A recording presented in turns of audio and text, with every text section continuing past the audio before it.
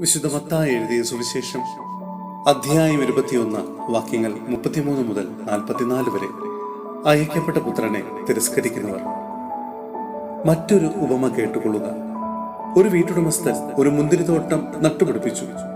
അതിനു ചുറ്റും വേലി കെട്ടി അതിൽ ഒരു മുന്തിരിച്ചക്ക സ്ഥാപിക്കുകയും ഗോപുരം നിർമ്മിക്കുകയും ചെയ്തു. അനന്തരം അത് കൃഷിക്കാരെ ഏൽപ്പിച്ചിട്ട് അവൻ പോയി. വിളവെടുപ്പ് കാലം വന്നപ്പോൾ അവൻ പഴങ്ങൾ ശേഖരിക്കാൻ ഭൃത്യന്മാരെ കൃഷിക്കാരുടെ അടുത്തേക്ക് അയച്ചു.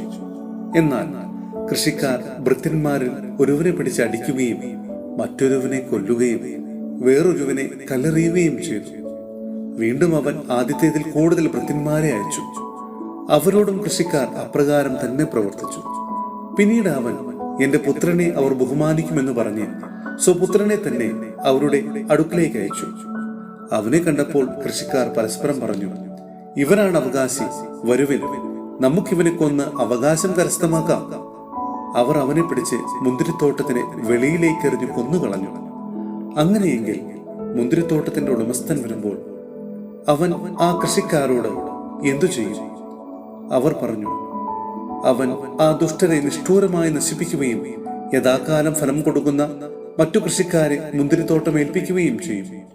യേശു അവരോട് ചോദിച്ചു, പണിക്കാർ ഉപേക്ഷിച്ചു കളഞ്ഞ കല്ല് തന്നെ മൂലക്കല്ലായി തീർന്നു.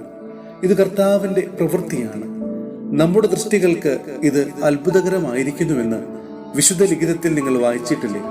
അതുകൊണ്ട് ഞാൻ നിങ്ങളോട് പറയുന്നു, ദൈവരാജ്യം നിങ്ങളിൽ നിന്നെടുത്ത് ഫലം പുറപ്പെടുവിക്കുന്ന ജനതയ്ക്ക് നൽകപ്പെടും. ഈ കല്ലിൽ വീഴുന്നവൻ തകർന്നു പോകും. ഇത് ആരുടെ മേൽ വീഴുന്നുവോ അവനെ അത് ധൂളിയാക്കും. സഹോദരരെ, വിശുദ്ധ പൗലോസ്ലീഹ റോമായിലെ സഭയ്ക്ക് എഴുതിയ ലേഖനം അധ്യായം 8 വാക്യങ്ങൾ 12 മുതൽ 17 വരെ. ദൈവാത്മാവിനാൽ നയിക്കപ്പെടുന്നവർ. ആകയാൽ സഹോദരരെ, ജഡിക പ്രവണതകൾക്കനുസരിച്ച് ജീവിക്കാൻ നാം ജഡത്തിന് കടപ്പെട്ടവരല്ല. ജഡികരായി ജീവിക്കുന്നെങ്കിൽ നിങ്ങൾ തീർച്ചയായും മരിക്കും. എന്നാൽ ശരീരത്തിന്റെ പ്രവണതകളെ ആത്മാവിനാൽ നിഹനിക്കുന്നെങ്കിൽ നിങ്ങൾ ജീവിക്കും. ദൈവാത്മാവിനാൽ നയിക്കപ്പെടുന്നവരെല്ലാം ദൈവത്തിന്റെ പുത്രന്മാരാണ്.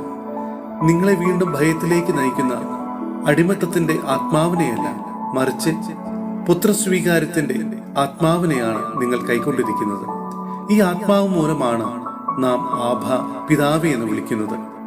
നാം ദൈവത്തിന്റെ മക്കളാണെന്ന് ഈ ആത്മാവ് നമ്മുടെ ആത്മാവിനോട് ചേർന്ന് സാക്ഷ്യം നൽകുന്നു.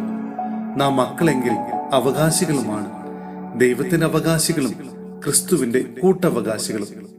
എന്തെന്നാൽ അവനോടൊപ്പം ഒരിക്കൽ മഹത്വപ്പെടേണ്ടതിന് ഇപ്പോൾ അവനോടുകൂടെ നാം പീഡ അനുഭവിക്കുന്നു.